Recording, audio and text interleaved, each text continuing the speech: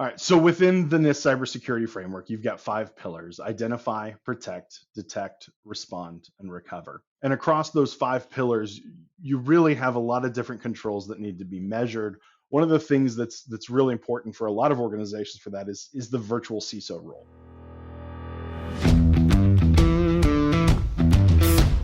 Technology is transforming how we think, how we lead, and how we win.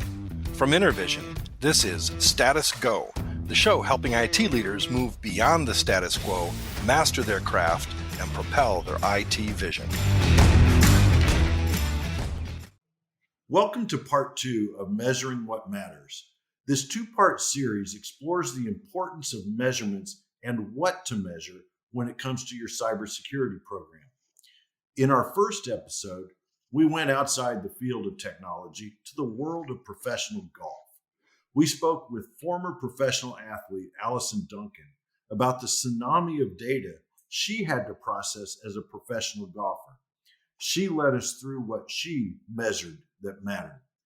In this episode, we're going to turn our attention back to your cybersecurity program. And we're going to bring Adam Scamihorn on as our guest. He is the product director with InterVision.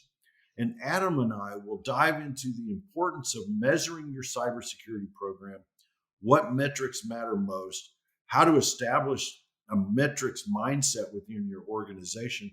And yes, like we did with Allison, we're going to talk about the technical measurement versus the mental or emotional measurement. So welcome back to Status Go, Adam. Excellent. Thank you, Jeff, for having me. I'm excited to be here. Adam, I know you've been a guest on our show before, but I would love for you to take just a moment, remind our audience who you are and a little bit about your journey and your role with InterVision. Absolutely. So I am, like you mentioned, the product director for InterVision, in charge of our business continuity, managed services, and professional services. As part of that, I am what I like to call a recovering engineer. I kind of came from the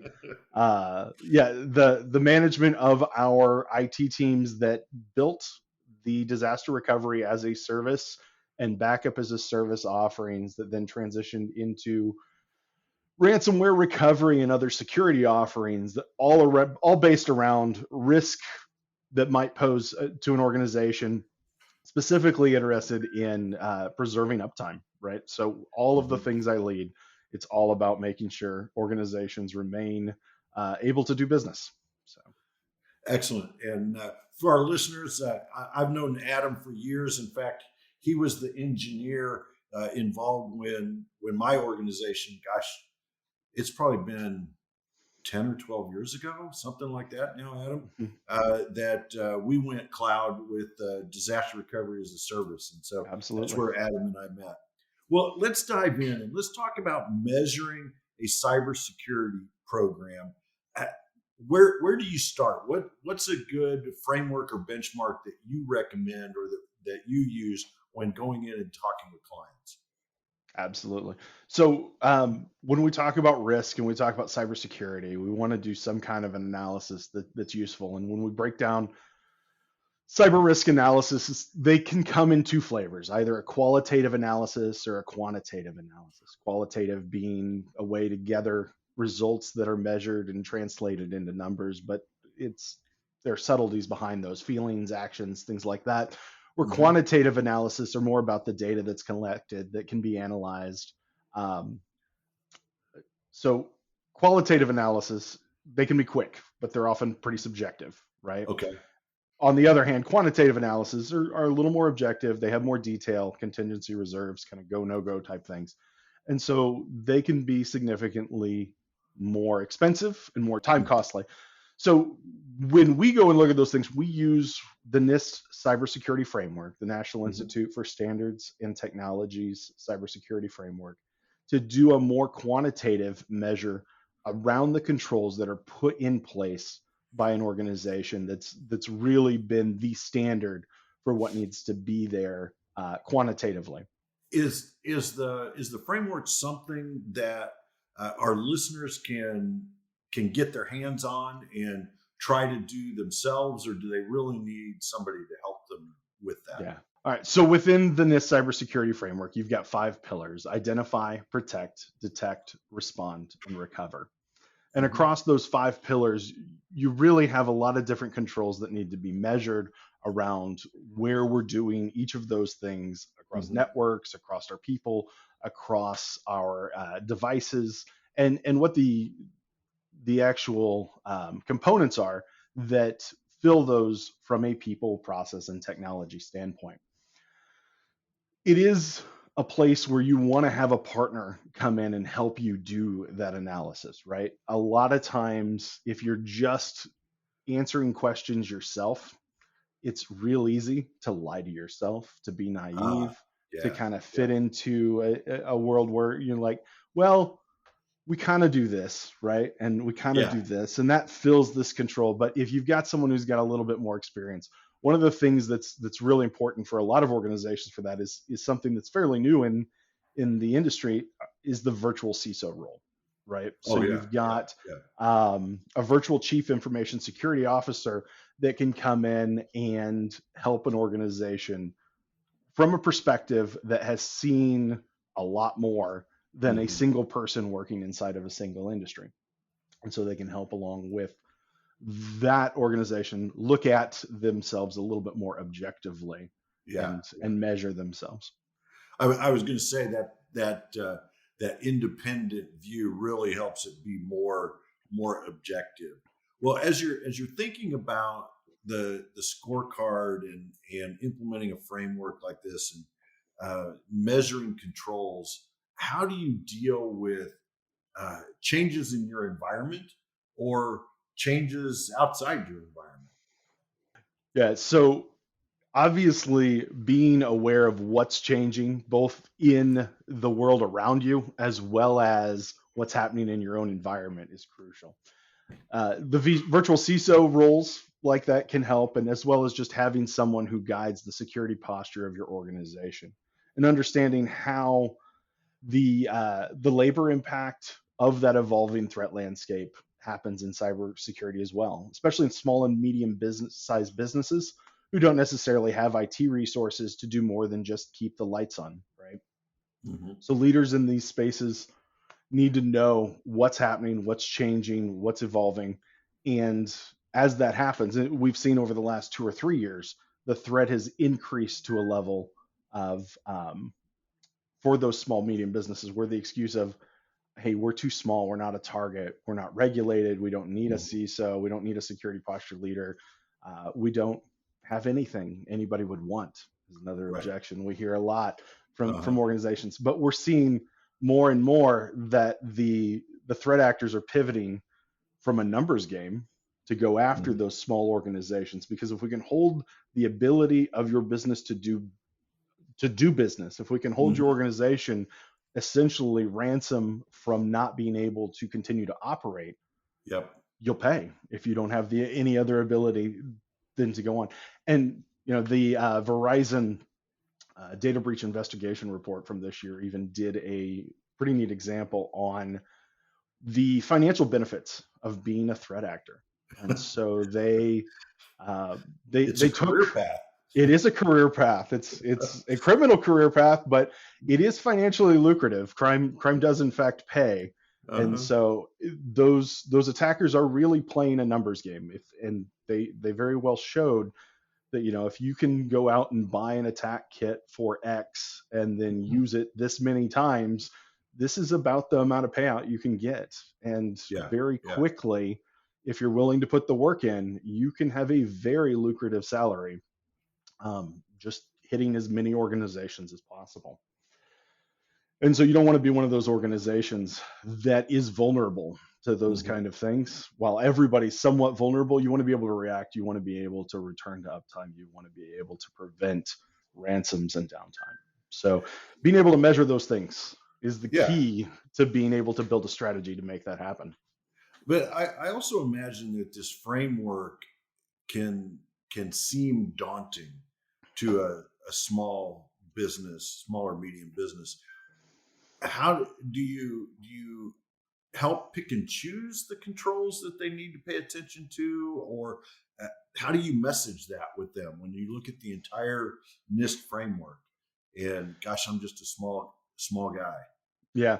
So that's a great point, and we've done a pretty good job of taking all of those controls and distilling them down into a handful of questions that are really based on a foundation of covering as much of those controls as possible, and specifically figuring out where the gaps are, because that's the Yeah. intent of measuring, right? You want to Mhm. know, here's where my gaps are, taking those controls, finding where my gaps are, and then building a strategy on how to fill those gaps so Yeah. that you can improve that score. But it's not all about the score. What we're talking about here is measuring what matters. So the action is important. You get your score, and what's a business to do once they have this score and it's like in these different areas? Do they need a roadmap? What do we do to help them progress? Yeah, you absolutely need a roadmap to figure out, hey, what's the most critical piece? What do I need to address today? What do I need to address 6 weeks from now? And how do I evolve into something that um, that is more secure over time and can Mhm. continue to react to those changes that are happening both internally and externally? And so the scorecard really is it's not a point in time, right? You're continually measuring some of these things You do have to to see how you're. continually measure. Yeah, you absolutely have to continue to measure over time and make sure that, you know, not only are we filling gaps here, we're not creating additional gaps over here, Mhm. and Yeah, we're continually learning, adapting, and changing from what's being measured. I think that's a big difference between something like the NIST cybersecurity framework and the various compliance frameworks that companies have to satisfy. Is those are more point in time. This is really measuring your progress along this continuum, right? As you're looking at this. Yeah, and I think measuring just to have an increased score, like you mentioned, is a concern too. I think your last guest talked about self-awareness and emotional maturity, Uh-huh. and above all, honesty being really important in the things that she measured. And I think being honest is one of the biggest keys to this, to being able to get the most out of it. So as we go Mhm. into even quantitative analysis, we want to make sure that we're getting data that matches reality, and that we're Yeah. going back to the well and understanding, hey, here are the things that need to be improved, but also, you know, we're not just trying to get a, hey, my security looks good so I can sleep well at night. Because if I you got a do, higher and score than you do. I get a higher score than you do, yes. Yeah, The yeah, score doesn't necessarily speak to the competitive nature, but it does have to be something that you're getting something out of, right? So that you yeah, can not only make that number better, but make your organization less vulnerable to risks. yeah, yeah. Because as soon as you get that hubris of, oh, my score is pretty good, that's about Hmm. when the attack's going to hit, right? Just to kind of put you in your place. Well, you Absolutely. mentioned you mentioned Allison Duncan, and she was our guest on our previous episode, talking about measuring what matters in golf, and Right. she divided hers into two types of metrics: the technical, which, gosh, I watched a golf tournament a couple weeks ago, and man, they have a metric on everything, right? Right. It's kind of like watching an NFL game today, and it's Yep. where did all these measurements come from? But then she also, as you mentioned, talked about the mental aspects of the game, and just like an athlete, the mental aspects really come into play. And you touched on some of them, being honest with yourself and being really truly objective. Um, where else does the mental side of this come in as you're looking at a cybersecurity program? Well, a lot of it falls on the second. or the last two tiers, last two pillars of the NIST cybersecurity framework, the Mm-hmm. ability to respond and the ability to recover. Yeah, yeah. And when you're really dealing with that, one, confidence can definitely get in the way. Hubris can get in the way of my ability to do those things if I haven't built a strategy, if I haven't truly been tested in those Mm-hmm. realms. It's real easy to get overconfident, but it's also real easy to just completely get incredibly emotional Yeah. when you're faced with, hey, I've got to respond to this attack. Someone's doing something that is a criminal activity potentially that's been detected. Mm-hmm. But but this is where the people portion of people, process, and technology is the most heavy, right? Yeah, yeah. And if you NIST also has what they call the cyber defense matrix, and it shows the the level of need across all five pillars. And you'll see in that people get steadily more important as you Important. move to the right. Yeah. And as people become more important, emotion obviously can play a role, Mm-hmm. not only in the preparedness side of being able to respond and recover, but also when faced with incidents, an organization's ability to actually respond and recover. Yeah. And so this is where experience and steady personalities who face these things are really important, right? Yeah. Well, and you bring up the testing, and that applies whether it's your uh, cybersecurity response. You need to test your response to a cyber attack, just like we preach for years about testing your backups and your disaster recovery Absolutely. process, right? And that gets back to that mental discipline of the athlete. You gain that confidence because you've practiced and practiced and practiced, and you know. And to your point, the professionals do this every day, so Right. they practice this stuff far more than you ever could internally, which is another reason for that.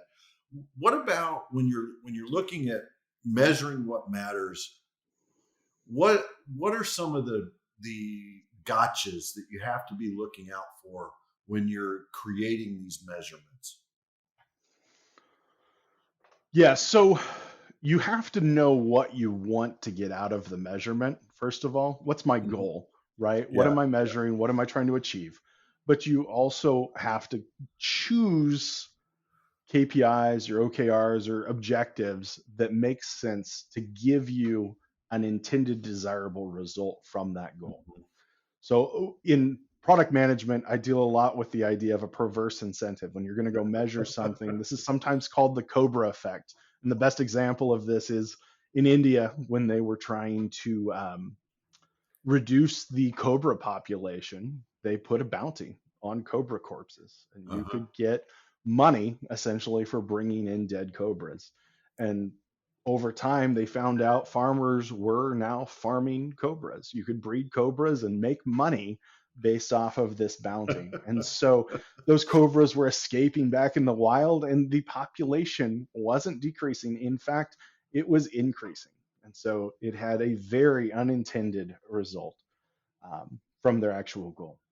Yeah, And so you've got to have controls in place to make sure that the data you're measuring is legitimate, but you've also got to pick things to measure that are actually going to give you the desired consequence. And you've got to yeah. have the follow-up actions to make sure that, you know, what I measured, the gaps I've identified, the things I've built, I can now take that and I can go design something out of that that's going to improve those things, improve my Right. scores, improve my objective based off of that original goal.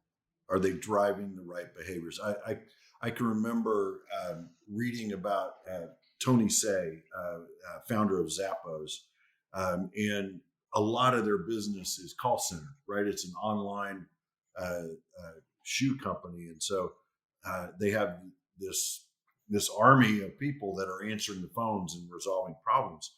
And he realized that they were doing what just about every call center on the planet does: is they measure the effectiveness based on the number of calls Yeah. that an agent handles, right? And what that led to was, uh, I got to get off the phone. I'm going to take a Yep. shortcut here, a shortcut there, and it was completely driving the wrong behavior. And so he changed to measure I think he called it the PEC, personal emotional connection. A lot harder to manage, or Oh to yeah, measure rather, to measure. but it was driving the behavior that they were looking for out of their call center agents. And I know you and I were talking. The same thing happens in IT departments Right. with tickets, and if you're measuring someone based on the number of tickets, Yeah. you might It's end up with a field full of cobras. it's real easy for especially engineers to design ways to get lots and lots of tickets closed. You put incentives around those things, you'll get the numbers you're looking for, but you may not get the goal that you're actually trying to achieve. And I've seen Yeah. that happen in a lot of support desks and help desk type scenarios where you want to measure something, you want to understand where your labor's going. You got to make sure that it's a reasonable thing to measure to get the outcome you want. When you're thinking about the cybersecurity program, Adam, what are some key things that companies need to measure? Maybe not everything. We don't have time to go into everything, but what are some of the key things they should be looking at that would drive the behavior, drive the progress they're looking for? Yeah, so I'm going to actually take us back a little bit to the testing Uh-huh. conversation we were just Yeah. having. And when we talk about measuring, a lot of times we're testing to measure something. Uh, And specifically in the cybersecurity world, there are two things that every organization is now pretty much required to do, whether it's from their cyber insurance or from some kind of compliance. And that is some kind of a penetration test, mm-hmm. and that is some kind of knowledge based course that every employee has to take, right? Yeah. So I've got to take and pass a I'm not going to get phished test. And there's lots of providers out there that do Mm-hmm. this kind of thing of a security knowledge test. And so we're measuring today, hey, everybody's taking this test at least once a year or once a half a year, or whatever the measurement is that I'm doing that. And the same thing in pen testing. I've taken my pen test, I've done my remediation actions. The problem is with both of these things is they're snapshots in time. Mm-hmm. And so when we were talking earlier about the idea that this needs to be a continuous thing, Mm-hmm. it really does. Because if I take a snapshot from a pen test and I understand what my gaps are right in that moment, it does not necessarily show me the vulnerability of my organization through the day as my shifts change, as my employees come in and out, as they maybe are more weary in the afternoon and more susceptible to Yeah. social engineering.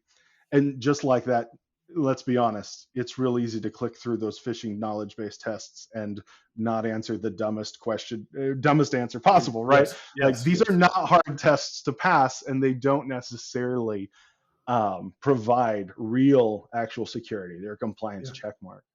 And Yeah. so having a plan in place to continually test your security perimeter, and then to fix the gaps Mm-hmm. that are in that, just like you would with disaster recovery, where you recover your things multiple times a year. You look for changes in the environment and what applications have done in the last 6 months, in the last year, and make adjustments to fix those things. You need to start doing those things in the security side as well. Yeah. And so there are now things like penetration testing as a service, where organizations are able to continually provide penetration type attacking from an adjusting cyber threat landscape Mm-hmm. that doesn't just give that one single point in time, but actually provides real value in measurement of what your attack surface looks like through the day, Yeah. through the week, through the month. And the same data will really help, I think, with that second one as well, of where your users are now actually susceptible to things like phishing and vishing and Mm-hmm. other types of social and engineering type attacks as well. Does that seem to be the prevalent attack vector, that social engineering? Is that you mentioned Yeah. earlier the ransomware as a service, or the how easy it is to buy the kit to do these attacks? Is that really where they're focused, is trying to phish somebody, to trick somebody? Yeah. There are different numbers from different organizations, but I think everyone agrees it's over 80% of all cyber attacks, breaches, ransomware attacks are coming from someone who gets in via a user in an organization. Yeah. And after that, it's often between 3 or 5 steps past that, where an attacker can take out an entire organization. All they need is that first foot in the door. And once they get that foot in the door, everything else is vulnerable. And so once again, the human is the weak link. The human is the weak link. Absolutely. Yeah. Well, and I think it was that same Verizon report that you mentioned. Wasn't there like 236 million ransomware attacks in the first half of the year or something? Some huge number like that. The numbers are all. It just blows your mind how much that's going on. So I'm all new to this, Adam, and I'm a medium business, under 500 employees. Where do I start? How do I even begin to wrap my arms around this? Yeah, so you're going to have to partner with someone. Hiring the right people to do this in the world we live in today, security experts are so far and few between, and retaining them is so difficult. You need a partner who can come in and help you build the measurements to get a baseline right off the bat. And then to be able to provide those ongoing services that we've talked about, to be able to continually measure and continually test. Partners like InterVision have developed ways to do that kind of across the board and build fundamental baseline protections with things we call ransomware protection as a service. But you've got to have, first of all, the expertise to help you measure, and then often remediate, right? And build better protections. Well, and Adam kind of foreshadowed an upcoming episode that we're going to have. We're going to be doing I'll call it a live recording, live in front of a studio audience, recording of Status Go here in the next few weeks. And we're going to have Adam as a guest, as well as a CISO from InterVision and a guest from Arctic Wolf. And we're going to talk about this concept of ransomware protection as a service, and how do you build a comprehensive program that covers all the 5 pillars of the NIST framework. So be on the lookout for that. And if you're local to the Indianapolis area, we're going to be doing this at the Vogue Theater, which is like the iconic venue in town. So I'm pretty stoked about doing that. I always dreamed of being on stage at the Vogue, but somehow I always had a guitar in my hand when I was having that dream, right? But instead, we'll have a microphone and we'll do a podcast there. There you go. Well, Adam, you know that on Status Go, we are all about inspiring action in our listeners. And so I'd love your thoughts on what are one or two steps that our listeners can go do tomorrow because they listened to our conversation about measuring what matters today. Yeah, I think the biggest thing I would say when we talk about measuring what matters is understanding what your goals really are. And so I would say the first thing, write down your goals, write down what it is I'm trying to achieve, and then go look at what you're measuring and see how you think that helps you attain that. And just like we talked about with honesty and self-awareness, make sure you're really honest with yourselves of, is what I'm measuring and what I'm incentivizing everyone to work towards actually achieving the goals that I'm trying to measure? And again, remember, with that honesty that you put into asking those questions, you get out of it what you put into it. So, Yep. But I really think you start with the goals, and then you work your way backwards to what you're actually measuring.